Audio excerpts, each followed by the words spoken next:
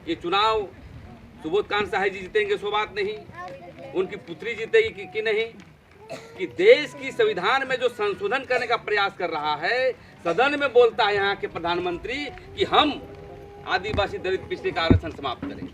कई बार देखा है हमने, जहाँ पे कानून बनता है, लेकिन हमारा आदिवासी भाई अभी भी पूछेंगे कहाँ देवी जी वोटवा, तो फूले छाप में देवो करते। हम बोले तुम्हारा जमीन बचा रहे फूल दोगे, नहीं, तो पति बोलता है कि हम हाथ छाप में देंगे, पत्नी बोलती है जब फूल छाप में देंगे।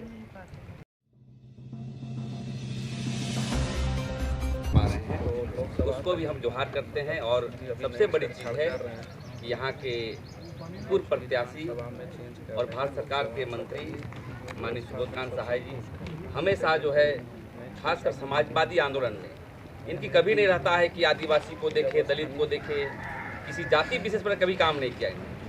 हम लोगों ने तो किया आदिवासी, लेकिन इनके जो जहन में है सभी समाज को लेकर एक साथ चलने का प्रवृत्ति रही है। और उनके सुपुत्री को जो हम लोग की भी बेटी है उनको आज टिकट मिला।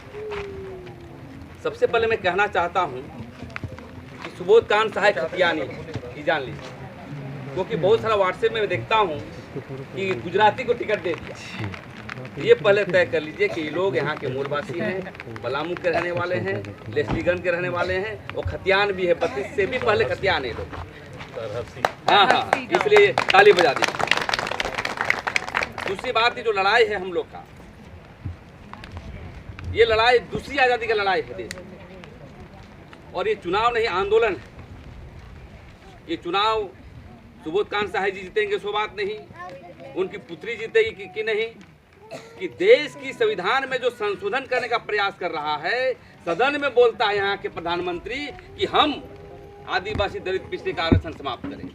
कई बार देखा है हमने, जहाँ पे कानून बनता है, लेकिन हमारा आदिवासी भाई अभी भी पूछेंगे कहाँ देवी जी वोटवा, तो फूले छाप में देवो करते। हम बोले तुम्हारा जमीन बचा रहे फूल दोगे, नहीं, तो पति बोलता है कि हम हाथ छाप में देंगे, पत्नी बोलती है जब फूल छाप में देंगे। तो कहने का मतलब ये है कि अभी भी आदिवासी में जागरूकता नहीं है। सुबोध कांत साहब जी कह रहे थे कि पिछले बार 3.5 लाख वोट जो आदिवासी दिया ही नहीं, न कांग्रेस को दिया, न बीजेपी को नहीं दिया, किसी को नहीं दिया। कहाँ गया वोट 3.5 लाख वोट?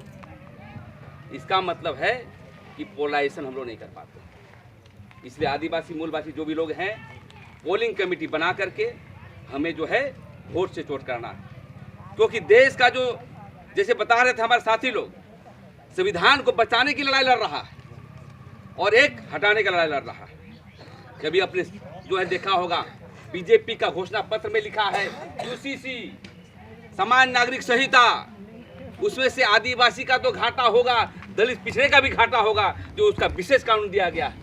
ये बात को समझिए, ये खतरा है हम लोगों का। और यही बात नहीं, आप अपने वोटरों को बताइए, अपने दुश्मनों को बताइए। बीजेपी वाला आता है तो पूछिए कि हम तुम्हें वोट क्यों दें। हमेशा देखा है धर्म कोर्ट के आंदोलन में सिल्ली सोना हाथों से हम लोग ले जाते हैं दिल्ली, तो सबसे पहले सुबोध कांत साहब जी आते हैं वहाँ। आदिवासी लड़ाई लड़ने वाले हैं, चाहे धर्म कोर्ट को लेकर हो, चाहे पिछली बार हम लोग ने देखा CNT एक्ट जब संशोधन कर रहा था बीजेपी पार्टी के लोग, तो इन्हीं के नेतृत्व में हम लोग कितने बार बैठक किए। ये कभी भी हम समझते एक जातिगत राजनीति नहीं की। इसलिए भाइयों बहनों, हम यही कहना चाहते हैं, ये लड़ाई संविधान संशोधन करने का है, तो हम लोग संशोधन नहीं होने देंगे। इसका एक ही आधार है, जो हमारा कैंडिडेट जीत के जाएगी और अपनी संविधान की रक्षा के लिए सदन को बात में रखेगी। ये हम कहने के लिए आए हैं। दूसरी बात, CNT एक्ट को जो बोल रहे थे हमारे कॉमरेड, क्या ग्राम सभा की शक्ति को हटा दिया। अब ग्राम सभा है, कौन ग्राम सभा है यहाँ भाई? आपका ताकत ही नहीं ग्राम सभा, झूठेगा रहिए। क्योंकि राजीव गांधी ने पेशा कानून दिया, उसका कर्ज हमें अदा करना है। राहुल गांधी का वही ग्राम सभा की शक्ति दिया था। ट्राइबल सपना ने राजीव गांधी ने दिया, 5वीं अनुसूची दिया। जो आप राजपाट कर रहे हैं, मुखिया बन रहे हैं, क्या क्या बन रहे हैं, उसको भी हटाने के लिए प्लानिंग कर रहा है। इसलिए हमें ग्राम सभा की शक्ति जो बीजेपी हटा रहा है, जैसे कि आप ग्राम सभा का शक्ति हटा करके आप क्या बोलते हैं, मध्य प्रदेश के बगल में छत्तीसगढ़ में जो है हसदेव जंगल को काटा जा रहा है। क्यों? वहाँ पर कोयला निकला है, किसको देगा? अडानी को देगा। तो कहने का मतलब ये देश जो है 4 आदमी चला रहा है, अंबानी, अडानी, मोदी और अमित शाह, और सब जो है यहाँ देश विरोधी। ये आदिवासी विरोधी नहीं बल्कि ये सभी जमात का विरोधी है। इसलिए हम लोग को वोट को रिवोट करने के लिए हम चाहेंगे जो इस खाने में जो केडर बने हुए हैं हम लोग भी लगेंगे। टोला कमेटी इनकी योजना है, टोला कमेटी बना करके हम वोट पोलाइजेशन करेंगे, क्योंकि बहुत सारे लोग हम लोग चले जाएंगे तो रात में आएगा और आपको कन्विंस करेगा वो जाति पार्टी है, धर्म की पार्टी है। तो हमें जो है आदिवासी, मूलवासी, दलित, पिछड़े जो भी एकताबद्ध तरीके से आगे बढ़ना है और लोकतंत्र को मजबूत करते हुए आगे बढ़ना है। हम लगातार इस क्षेत्र में काम करेंगे। खासकर हम कॉमरेड लोगों से निवेदन करेंगे, जो हमारे सुफल भाई हैं और इस खाने में कॉमरेड हैं संतोष जी। पहले तो इससे राजस्व में चले गए थे तो हम बात भी नहीं करते थे, लेकिन सरूल में मिला तो हम बोले ठीक है कौन पार्टी में है जी, तो बोले आपके साथ आ गए हैं। तो आप लोग मिलजुल करके आदिवासी, कॉमरेड, कांग्रेस सभी मिलजुल करके इस अभियान को चलाएंगे, एक आंदोलन को बचाएंगे। क्योंकि ये राही क्षेत्र जो है क्रांतिकारी का क्षेत्र हुआ है। यहाँ पर कोल विद्रोह हुआ है, सरदार विद्रोह हुआ है, सिंगराय मानकी के द्वारा हुआ है, विभिन्न प्रकार के जो मूलवासी जमात के लोग आंदोलन किए हैं।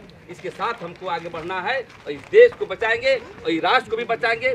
क्योंकि अभी का जो लड़ाई है, अभी भी बोला जा रहा है कि कैंडिडेट को पहचानते नहीं।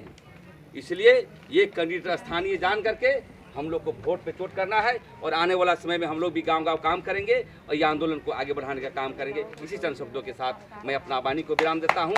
आदिवासी, मूलवासी एकताबाद, देश के शहीद अमर रहे, हमारा कैंडिडेट जिंदाबाद।